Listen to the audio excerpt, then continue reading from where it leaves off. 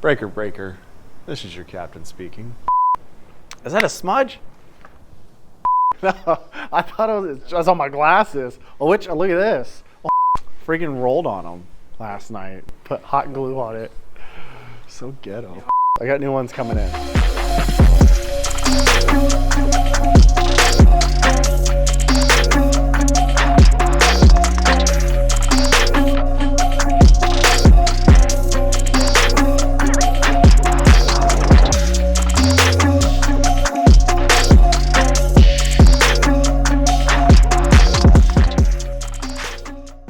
Alan from Dr. Pigment here, and today we're spraying a Tundra. This one is going a color I haven't done before in Rhea. Funny story, I ordered this color in photos, it looked better online. I ordered it in person, I didn't really like it, and then I guess I forgot that I didn't like it and ordered, I don't know, a couple 100 grams of it, and I've had it for a while. It is classified as a Megashift, but there isn't a lot of shift going on. It is definitely a very electric, vibrant blue and a little bit of purple into it. We had two guys, Shawn and Kevin, drive from Jasper, Indiana. These two guys are in the vinyl rep industry. They saw us on, I think it was YouTube. Because they didn't have TikTok. I think it was YouTube. He saw us here on YouTube and was like, oh, I want to check you guys out and see what's going on. Essentially, they drove down and we're going to spray their truck. They're just going to pay us. They're going to do some training. We're going to hang out, have a good time. We may go to Topgolf, have some food. I don't know yet. But with that being said, the shop's always open. So if this is something that you're interested in getting more information, maybe you want to see how it's done, the work, the prep, stuff like that, more or less just behind the scenes, send us a message, let us know, any social, we're here to help. So of course, first thing, we gotta wash it, which we already did, and then we gotta mask it, then we'll start with the black base, we'll do some Rhea.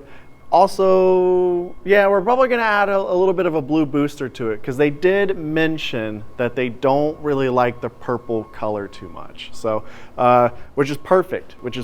If there's a color shift or a mega shift or a color, you're like, hey, I want it more swayed in that direction. We have black booster, green, yellow, pretty much all of the colors. Teal, in this case blue, so it's going to be a very bright blue truck. And then in hopes to have a photo session afterwards, so we'll see. Let's get to work.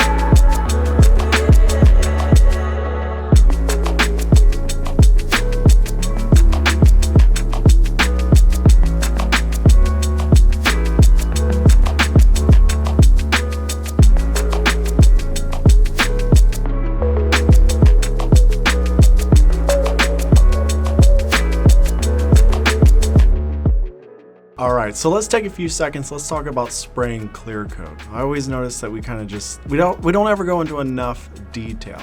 Of course, starting with your test panel. Always start with your test panel. Go to a junkyard, maybe off your old car. It doesn't matter. Figure out a way to get a test hood or a fender. A hood would be best.